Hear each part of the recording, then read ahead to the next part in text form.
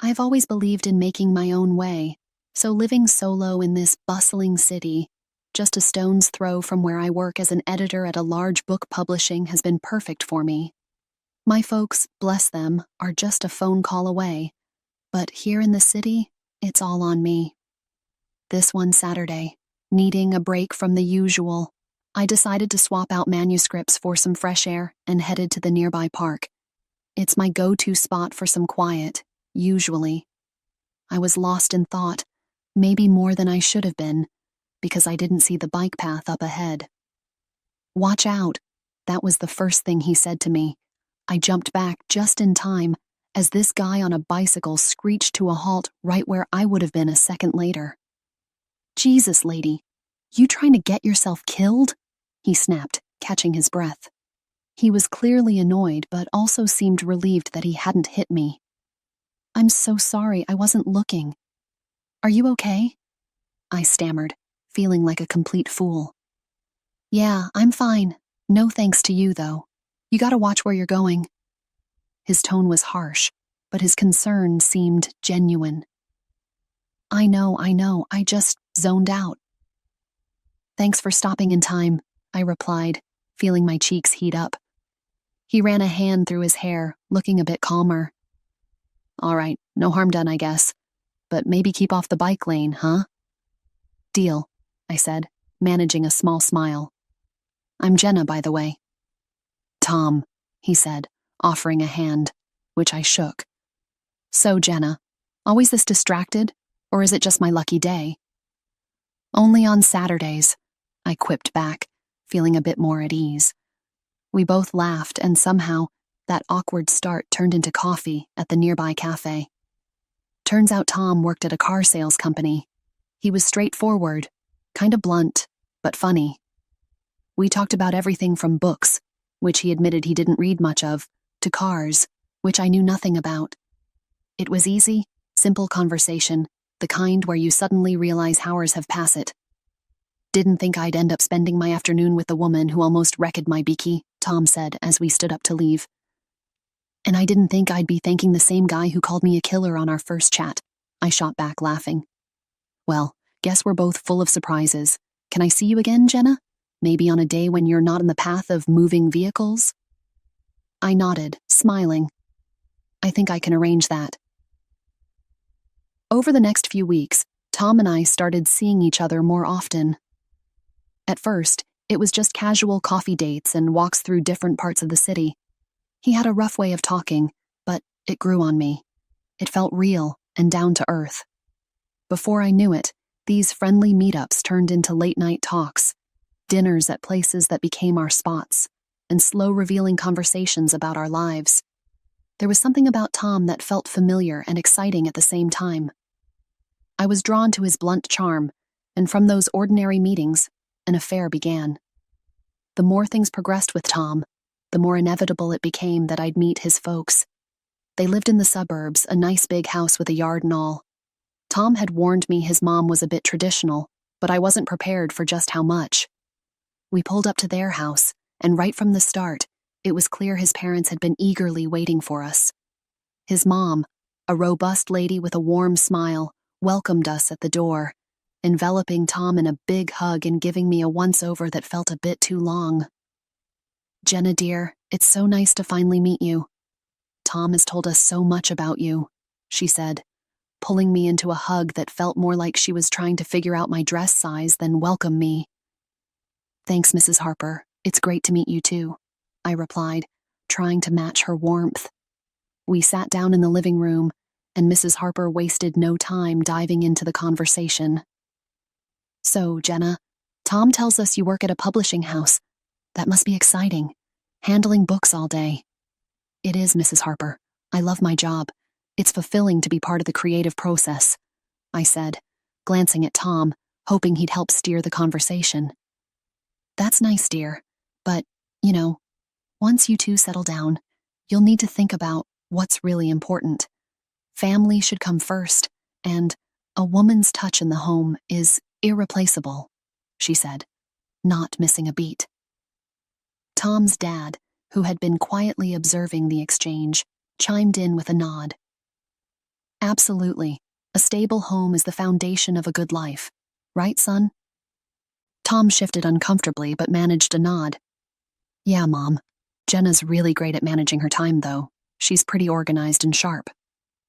Well, of course, but managing a home is different, you know? It's a full-time commitment, his mom countered, fixing her gaze on me like she was trying to solve a puzzle.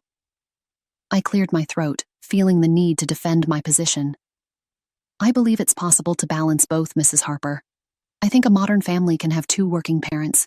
It's all about teamwork, isn't it? Mrs. Harper smiled, but it didn't quite reach her eyes. Oh dear, that's a nice thought. But in reality, children need their mother, and a house needs a woman's touch, not just a quick sweep. The conversation drifted to other things, but the seed had been planted. Dinner was served, and it was like sitting in a minefield. Every compliment about the food felt like a veiled suggestion for me to take notes. Jenna, do you cook often? Mrs. Harper asked as she served a perfectly roasted chicken. Sometimes, when I can. Work keeps me pretty busy, I replied, trying to keep it light. Ah, well, you'll find great satisfaction in keeping your family fed and your house in order. There's a rhythm to it that's quite fulfilling, she explained, passing the mashed potatoes like she was handing down wisdom. Tom kicked me under the table lightly, a silent signal to not get riled up. I just smiled, sipping my wine a bit more than usual, thinking about how this dinner was more an interview than a meal. Tom and I decided to tie the knot after a year of dating, despite the reservations I had from meeting his parents. Love, as they say, makes you hopeful. We planned a modest wedding, just close family and friends, nothing fancy, just how we both wanted it. Or so I thought. The wedding day was a blur of smiles, flowers, and a small crowd of well-wishers at a local community hall we'd booked. It was quaint, draped in simple decorations, and there was an air of excitement. Or maybe that was just my nerves. The ceremony was short and sweet. We exchanged vows, rings, and a kiss that sealed the deal. Everyone clapped, and it felt right at that moment, at least at the reception while we were munching on finger food. Tom leaned over and said, "So I was thinking about our next steps, about moving into a bigger place." I nodded, munching on a celery stick. Sure, we talked about needing more space. What did you find? There's this great apartment, bigger and really nice. It's actually near where I grew up, he added, watching my reaction closely. Near your parents? I asked, trying not to sound too concerned. Yeah, it's convenient, and Mom and Dad would be thrilled to have us close by. Plus, Dad mentioned he could help us out with the rent for a bit. I paused, thinking about the constant visits from his mom I'd have to endure. That's generous, but Tom, you know how I value our independence. I don't want to feel like we're not on our own. Tom squeezed my hand. I get it, Jenna, but think about it. It's a good financial move, and it'll be nice to have family nearby, you know, for when we decide to start our own. I wasn't convinced, but decided to give it a shot. Okay, we can try it. But if it feels too crowded, we need to reconsider. All right, deal. Tom smiled, and we went back to entertaining our guests. Moving in was a hassle. The apartment was indeed spacious and had a lovely view of a nearby park, but it was also a 40-minute drive from my work, which added to my daily commute. Tom's parents, true to form, were over often. His mom came by with housewarming gifts, which were really just ways to imprint her taste on our decor. Jenna, dear, I brought you some nice curtains, much better than those drab ones you picked out, she said one afternoon, holding up a garish set of floral curtains. Thanks, Mrs. Harper, but I actually like the ones we have. I tried to keep my tone light. Oh, but these will brighten up the living room so much more, she insisted, already walking over to change them. The tension was palpable each time she visited, and I felt like I was walking on eggshells in my own home. Tom did his best to mediate, but it was clear that his idea of close to family and mine were worlds apart. Over time, the topic of how we should live our lives began cropping up more frequently. Tom increasingly expressed his preference for traditional family roles. Jen, think about it. You managing the home, me bringing in the cash. It just makes sense, he'd argue, his voice firm as if that settled the matter. But look at this, I'd respond, pulling up our budget on my laptop. 2 incomes, especially now with everything that's going on, pandemics, economic dips. It just makes more sense. We're more secure this way. Tom would shake his head, clearly frustrated. That's not how a family should work. It's not just about money, Jenna. But it is about stability, Tom. And us both working doesn't mean we can't have a great home life. I tried to reason, but it felt like talking to a wall. Meanwhile, Mrs. Harper practically turned our apartment into her second home. She was over all the time, and every visit felt like an inspection. Jenna, you're not thinking of staying in that job forever, are you? She'd start as soon as she walked in. I actually enjoy my work, Mrs. Harper. It's important to me, I'd say, trying to keep my voice steady and polite. She'd tisk and start prowling around the apartment, her fingers sliding over surfaces looking for dust. Well, if you were home more, maybe this place would be cleaner, she'd say, holding up her dusty finger like it was evidence in a trial. It's clean enough. We live here. It's not a museum, I'd shoot back, feeling my patience thinning. But she'd already be on to her next inspection point, flinging open the refrigerator to critique my grocery choices. This isn't enough food for a healthy meal. And look at these leftovers. Don't you cook fresh? She'd complain, her nose wrinkling in disapproval. I tried talking to Tom about it. Your mom is overstepping, and it's stressing me out. I can't keep up with her expectations. Tom, ever the peacemaker, would sigh. She's just trying to help, Jenna. Maybe if you were home more, things wouldn't be so tense. One evening, after a particularly hard day at work, I came home to find Tom in a foul mood. This place is a mess, Jenna, and dinner's it's not up to par, he said, poking disdainfully at the pasta I had whipped up. I'm doing my best, Tom. I'm working full-time and trying to keep up with the house. But it's never good enough for you or your mom, I snapped, frustration boiling over. Well, maybe if you weren't trying to do both, you'd actually do one right, he shot back, his words sharp and cutting. I was taken aback. Are you saying I need to choose between my job and our home? If you can't handle both, then yes, maybe you should just be a housewife. Honestly, if things don't change, I don't see how this can work out, he threatened, his tone cold and serious. I felt a chill run down my spine. The man I loved was giving me an ultimatum that felt like a noose tightening around my neck. Be a housewife or bust. It was clear that the life I had built, my career, my independence, was slipping through my fingers. The more I tried to cling to it, the tension in our home was thick enough to cut with a knife. Tom and I were at a breaking point over my career and our lifestyle. I loved him deeply, so I made a choice that I thought could smooth things over. I went to my boss and laid it out. I was quitting to be a full-time housewife. My boss was shocked, disappointed even. He knew how much my career meant to me. But then he offered a lifeline, remote work. I could still edit, only from home. It wasn't ideal, but it felt like a compromise I could live with without completely losing myself. I didn't tell Tom about the remote work arrangement. Instead, I told him I had quit my job to focus on our home. His face lit up in a way that both warmed and broke my heart. That's great, Jen. It'll be better for us, you'll see, he said, pulling me into a hug that felt like he was clinging to newfound peace of mind. I threw myself into the role of housewife, handling the chores, cooking meals, and making sure everything was just right for when he came home from work. But as soon as he left for work each morning, my laptop opened, and I was back at my editor's desk remotely. The balance was precarious, juggling my secret work life with the domestic life Tom believed I had embraced. I funneled the money I earned into a separate account.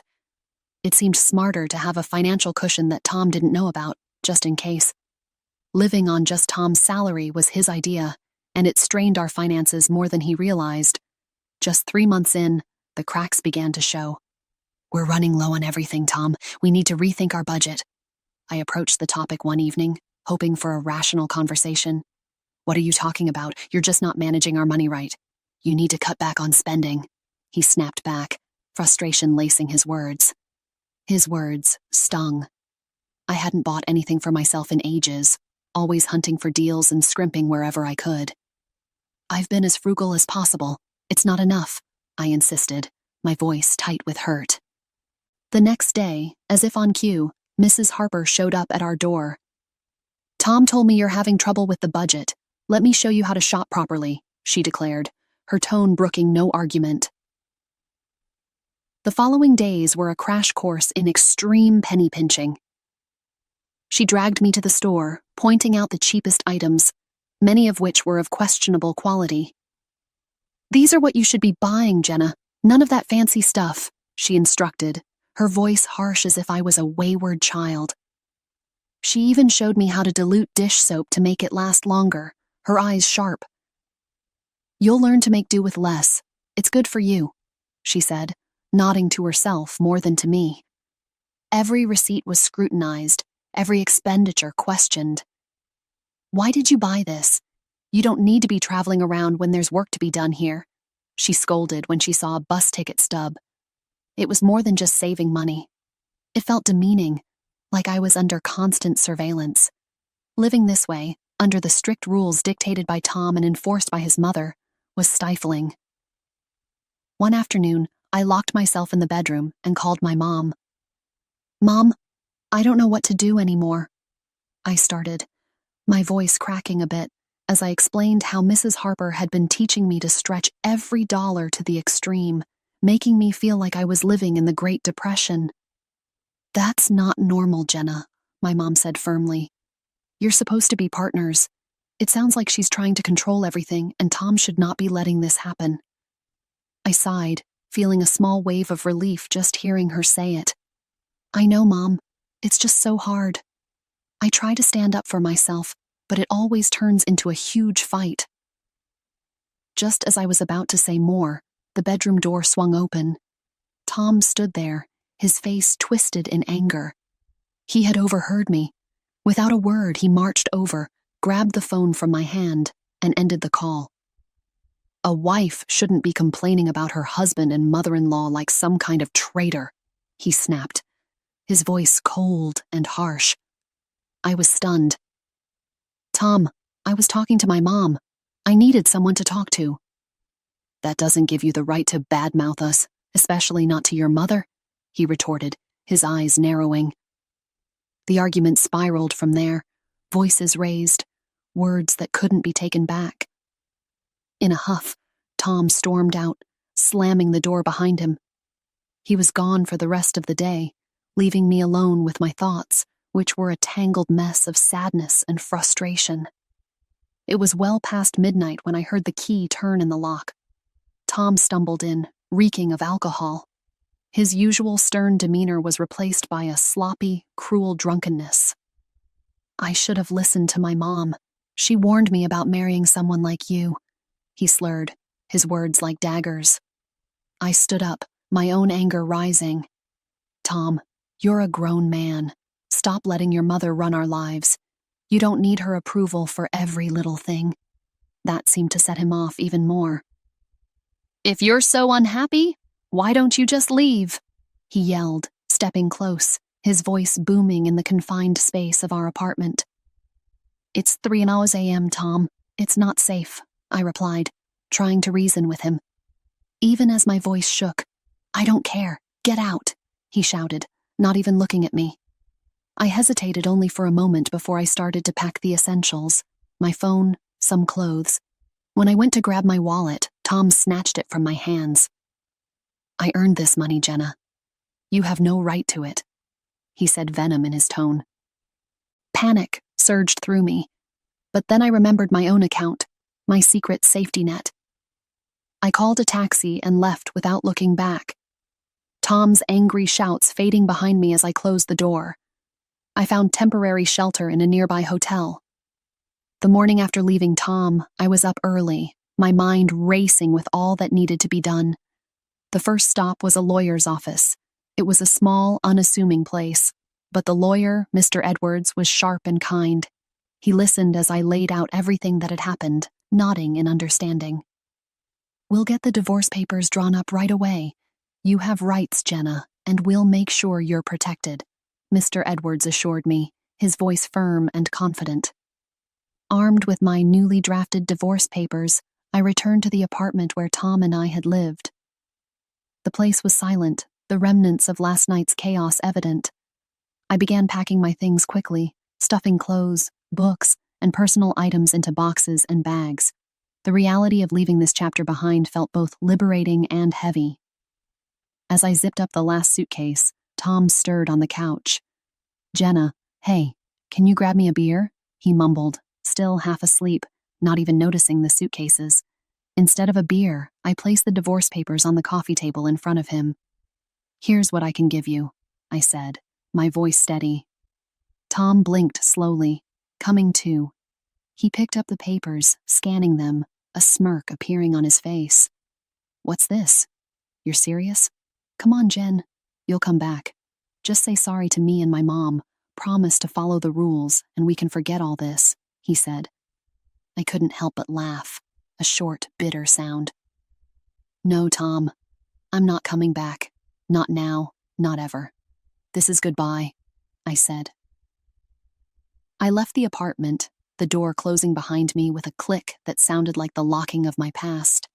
I moved into a rented apartment that afternoon, a small place but mine alone.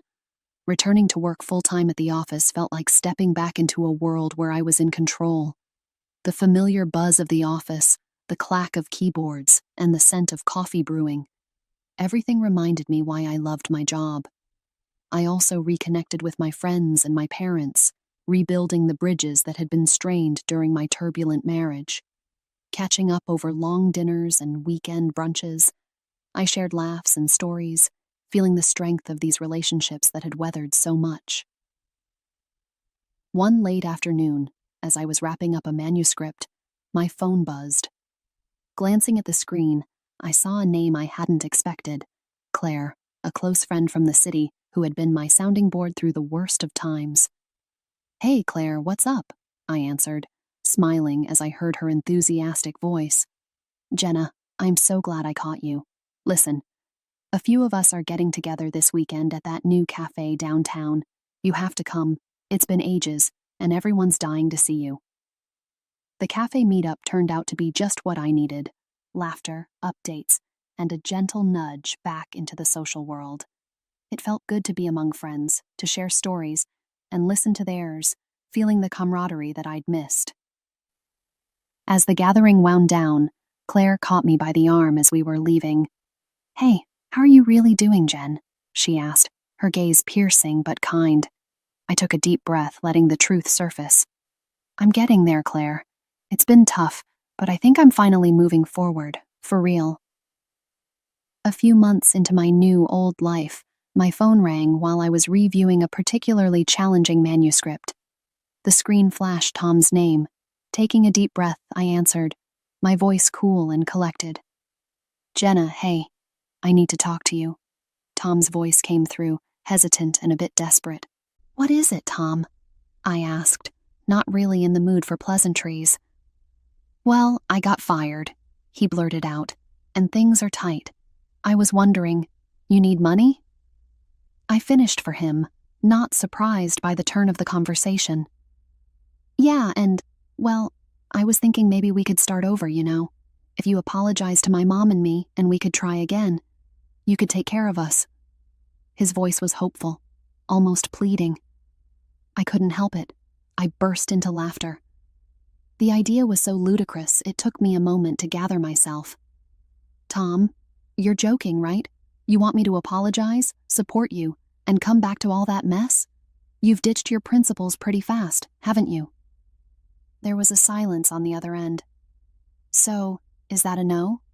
Tom finally asked. "Yes, Tom, that's a no, a big one," I replied, still chuckling at the absurdity. "I'm doing well, really well, actually, and I'm not about to give up my freedom and happiness for another round of whatever that was." Hanging up, I shook my head in disbelief. The call was a stark reminder of how far I had come and how much I had changed. I was free, truly free, and it felt liberating. I turned back to my manuscript, a smile playing on my lips. The idea of jumping back into a relationship wasn't appealing at the moment. I was enjoying my independence too much, savoring the peace that came with it.